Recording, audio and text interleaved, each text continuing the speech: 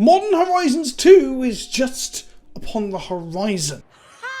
And with previews fully starting today from creators, I thought I would do my day one roundup. I'm actually rounding up the stuff that got showed off last week on the weekly MTG streams, the Mothership stuff, some quite exciting stuff, honestly.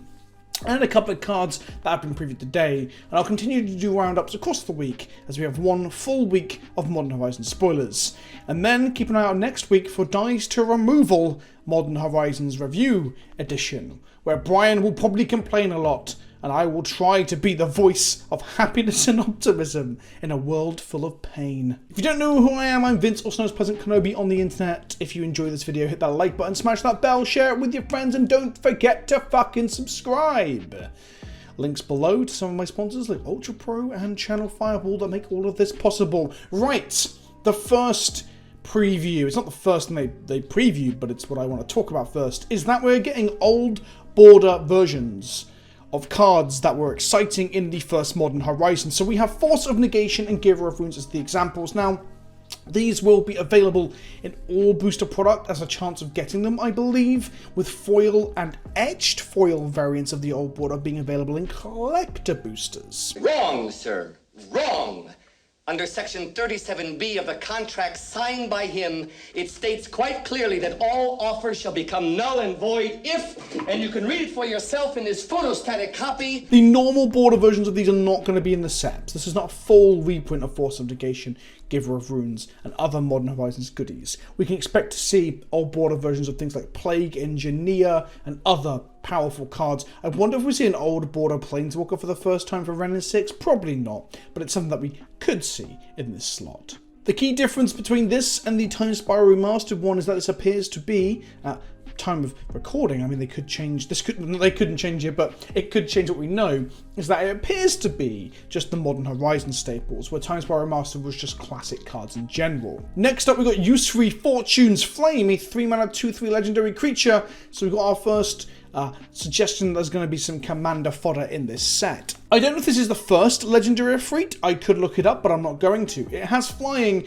and then it has a nice big old chunk of text. Would it be a modern Magic card if it didn't have a big old wall of text? Essentially, when it attacks, you choose a number between 1 and 5, and you flip that many coins. For each flip you win, you draw a card. For each flip you lose, it does 2 damage to you. And if you won 5 flips, if you picked 5, gambled hard and won 5, which is a very unlikely scenario. I think it's statistically, it must be like a 5% chance. Maybe it's less. Again, I could look that up, but math is for fucking nerds. If you win 5 flips this way, you may cast spells from your hand this turn without paying their mana cost. So basically you get a temporary omniscience if you gambled hard and got there. Card seems a lot of fun. I don't think it's going to be a constructed staple as such, but I mean, even if it was a one-off in a Delver or red-blue tempo strategy in Modern or Legacy, I mean, a 2/3 flyer that then each turn, if you just choose one, you has a 50-50 chance of either shooting you for 2 or drawing you card, is actually quite strong, honestly.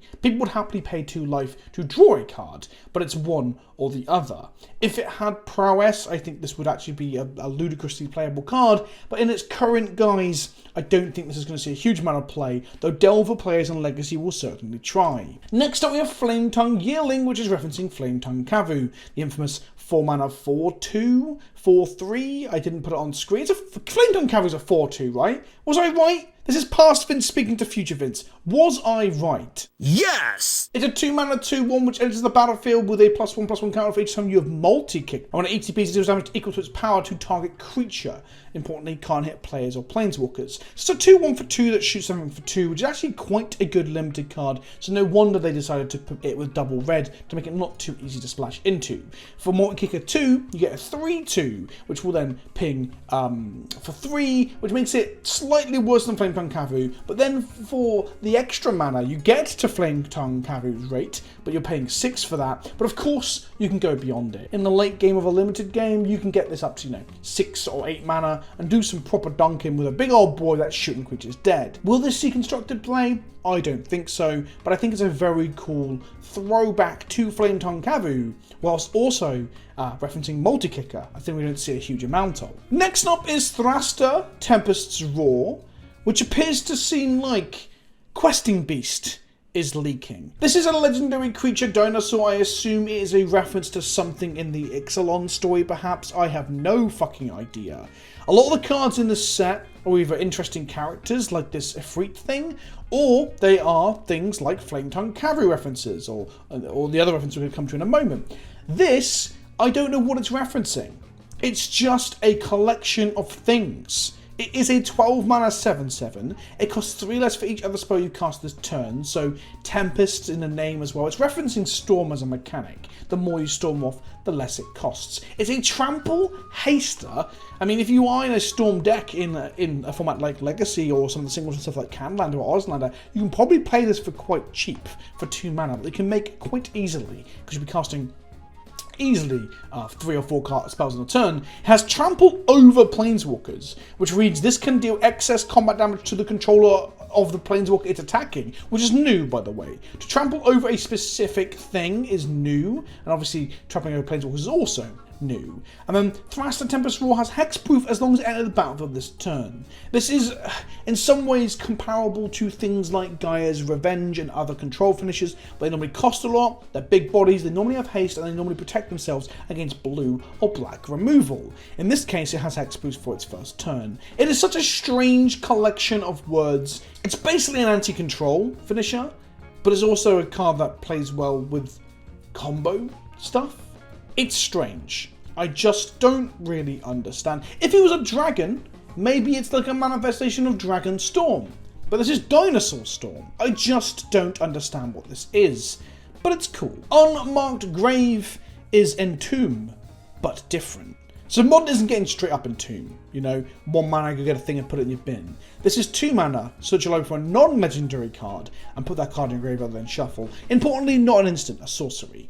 This will do things at some point. There will be a deck that wants to put a Life from the Loam or a Vengevine or something in the bin that is part of an engine or a combo, and it will be godly good. I'm talking about Modern here, obviously Legacy's got Entomb. It's cool to see a depowered version of Entomb getting to Modern, and this is what I like the most about Modern Horizons, is seeing that kind of stuff.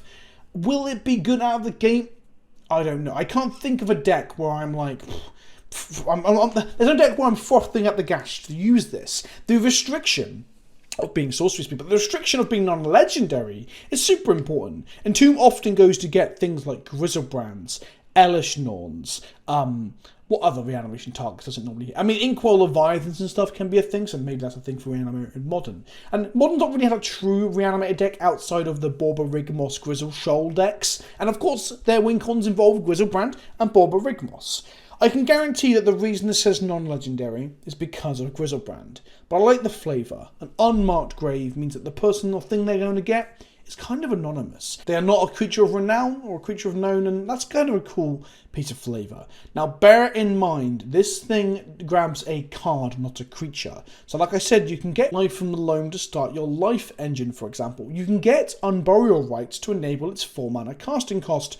So yeah, it's got a lot of room to do interesting things, and I really, really like that. Next up is a card that I can only assume is going to be a card in Commander. It is Profane Tutor. It is quite literally Demonic Tutor, but it has no casting cost, so it suspends for two turns for 2 mana, the cost of Demonic Tutor. I like the art a lot. I think that's Dakon finding the Dark Blade, maybe? I could be wrong. But this is a cool and interesting card that does paint a target on you. Suspend cards in Commander are weird because the ones that see play are the good ones, or the frustrating ones, and they will be the ones that will draw attention to you, and this is one of those. Now, bearing in mind there are probably ways to break this. The first thing I thought was that you can just randomly cascade into it in decks with cascade spells. There will be other ways to free cast it.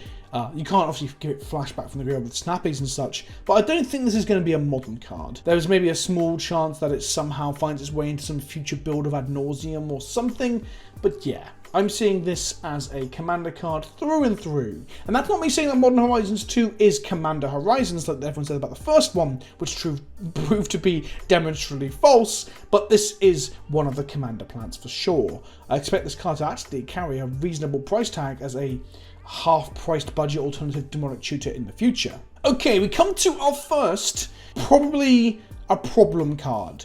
There was no doubt in my mind that Modern Horizons would bring some cards that would absolutely warp the older formats, and I'm kind of ready for it after the last 2 years of power creep.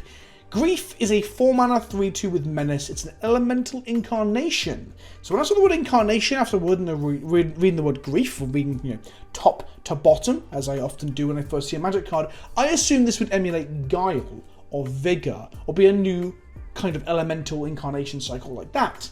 It is not. It's a Menace 3/2 that enters the battlefield and it targets an opponent, they reveal their hand, and you can remove a non-land card from it. It thought seizes them without the life loss. It's a 3/2 for 4 that does that. That's pretty okay. Yeah, sure. Nothing to write home about, except it has an evoke cost. Evoke means you play this and it immediately triggers and sacks itself. The evoke cost is manaless. It is exile a black card from your hand. Now it's interesting that the first card that has made the community go, whoa, what the fuck, from this set is again a card that is free, because as we keep seeing, free spells, things like Hogak, things where you don't have to put your mana in, they are the things that break Magic. If you fuck with paying mana, it will break Magic. Now why is this so good? Well, it's a turn 1 free Thoughtseize, which essentially is what Unmask is, which was to remove a black card from your hand instead of paying its mana cost, and you get to look at someone's hand and take something from them. It's, a Force of Will-esque. It's the black Force of Will in many ways. It's not part of the same cycle, but it's the one that people remember more than the Contagion one. This card is powerful in Legacy for supporting very, very broken fast combo decks that want to pick apart your opponent's hand, or even target themselves to put things in the bin like Red-Black Reanimator and go off from there. And it also has some incredible art too. Grief is so good for many reasons. It is a creature, not a spell like Unmasked, which means that you can't hit it with Spell Pierce, you can't hit it with Force Negation, and you can't hit it with the Storm one. What's it called? Flusterstorm, that's the one. This is relevant in older formats like Vintage and Legacy, where those cards are sideboard cards to help against combo decks that might be playing Unmasked. Beyond that, Erin Campbell on Twitter, who is de facto the Dredge Queen, she pointed out some interesting things. That this triggers Vengevines. This can be your second spell to bring back. Vengevines. It triggers bridges from below and puts zombies into play. I saw another person pointing out that it blows up opposing bridges in Dredge Mirrors. And then, well, the hype train really got going. People are excited to cast this on turn 1, exiling a black card from your hand for free with a white source in play, a plains, let's say. And then you ephemerate this. It flickers out, comes back, Thoughtseizes them a second time. So you've ripped 2 cards out of their hand, and now you have a 3/2 with Menace that sticks around because you didn't evoke it the second time, it just ETB'd. That isn't the nut draw it sounds like. That is a draw that you could have probably 30% of the time. I don't know the exact maths. I'm sure someone like Frank Carsten might do a talk on it when this becomes a big thing. There isn't a huge amount of ETB black effects that you really want that are low down the curve that you can play in Modern, even Chupacabra, for example, being too expensive, but I'm sure there's an Esper or Bug variant of that deck somewhere. And I also want to shout out right now to Staxy Boy on my Discord, one of my loyal higher tier patrons, who came out of the gate talking about the leaks that happened before this when we were talking about the cards in the set, saying that Evoke apparently has some really dumb stuff coming.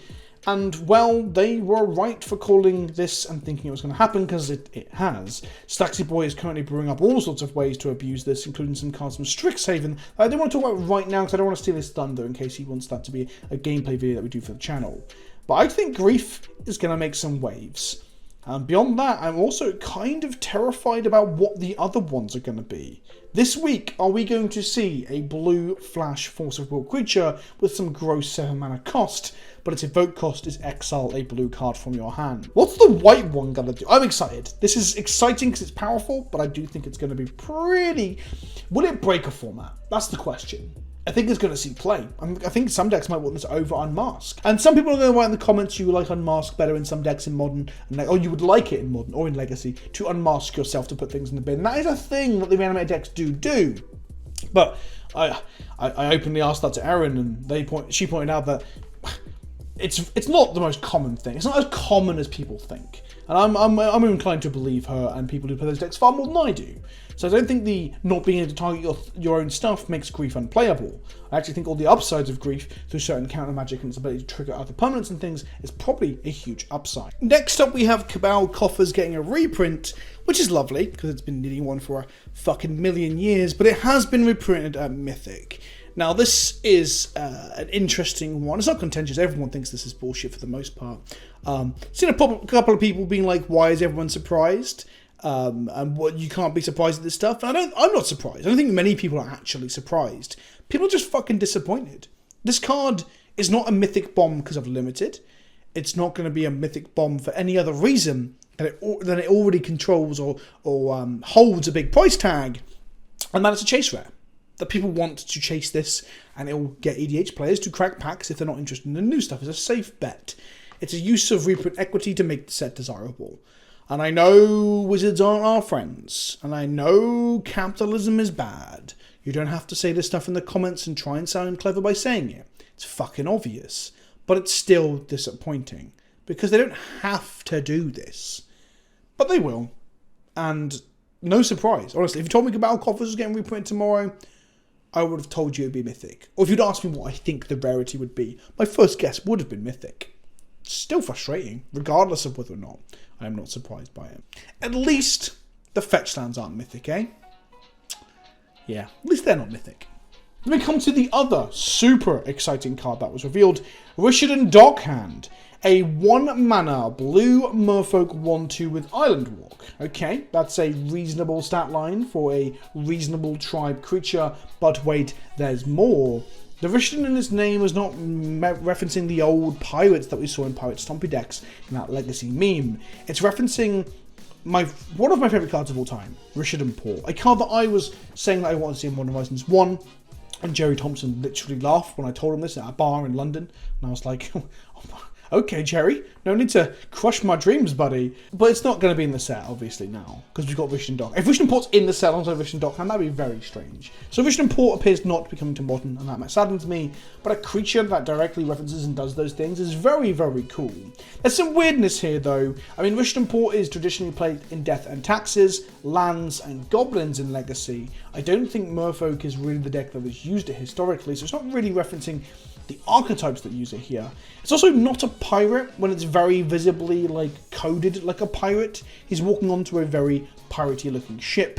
All the characters in this shot have scimitars. I mean, scimitars aren't a pirate thing, but they just look piratey. Look at them. This could have been a Merfolk pirate, which would have made 2 valid tribes. The thing that Brian pointed out, what I thought was pretty cool, was that this could have been one of the few white Merfolk we see these days. Because Merfolk have been in white before. We've seen it in the Lorend block, where Merfolk were blue and white. So it's a shame that this is not a blue-white Merfolk, or a white Merfolk. I don't know if a hybrid Merfolk would be a good idea. Because, I mean, I probably still wouldn't play it in D&T, but it would have been cool to see a white Merfolk with the Rishadan Port text on it. Will this see play? Quite possibly. There was a 1-mana Merfolk that turned lands into islands, and that was used in the Legacy deck for a while, and we're talking quite some time ago. I cannot remember the fucking name of that card off the top of my head, and I didn't write it in my notes. But this could see a small amount of play in the Merfolk decks, because tapping lands is powerful. But it's probably not powerful enough when it comes on a body that is summoning sick. Cool card. I just wish it was a white Merfolk. Next up, for white cards, Timeless Dragon, which is riffing on Eternal Dragon. It has plane cycling and it eternalizes. Cool reference. I don't know if it will see much play in Modern or Legacy. Perhaps on a long enough timeline, there is a deck, I tweeted about this, where you plane cycle this for the only Temple Guard in your deck, and you play a load of MDFC cards in your deck as well, which are lands, and you're Charbelchering in green, white, or green, white, red Charbelcher. So maybe there is a deck that will combo somehow utilizing plane cycling, which is quite a rare mechanic.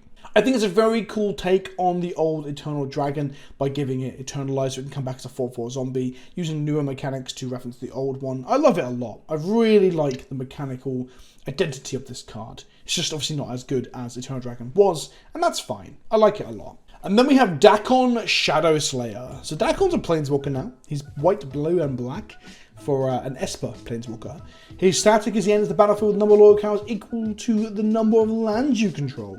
His +1 is Surveil, which if you don't remember is to look at 2 and put any number back on top of your library in any order, and then any into your graveyard, so you can get rid of stuff you don't need. His -3 is Exile Target Creature, which is a pretty solid removal spell knocking around Planeswalker, honestly. And his -6 is you may put an artifact card from your hand or graveyard onto the battlefield. So his Surveil feeds into his ultimate, and his ultimate can also happen immediately if you're playing him late game in Commander or Modern. Will this see any play? Maybe at a push. It seems like it's powerful. It's probably just not as efficient or powerful enough to really play against the speed that Modern usually has as a format. I don't see it seeing any play in Legacy, but this is a pretty sweet commander card. At worst case scenario, from turn 3 onwards, if you aren't ramping into it, it is a 3-mana sorcery exile target creature. That is the flaw for this thing. The upside is that you play it when you've got 10 lands available, you -6 it to get something back, you get to keep the Planeswalker around later, and it just starts to do gas. On an empty board, it ticks up to Surveil. So I think this is a absolutely solid piece of design for Commander, where Planeswalkers often suck, but this one actually has utility that could make it honestly playable compared to most Planeswalkers. Well, all Planeswalkers are playable in Commander, you can play whatever the fuck you want in Commander, but Dagon seems actually good in Commander. So that was the roundup of the first spoilers. There'll probably be another roundup video tomorrow, and maybe Wednesday, and definitely Thursday and Friday. So keep your eyes peeled, don't forget to subscribe. If you've got any thoughts on the cards that I've reviewed today, or if I've got something wrong, if I've missed an obvious interaction, let me know in the comment section below, because I'm learning along with you with this set. And I'll see you all soon. Ta-ta for now.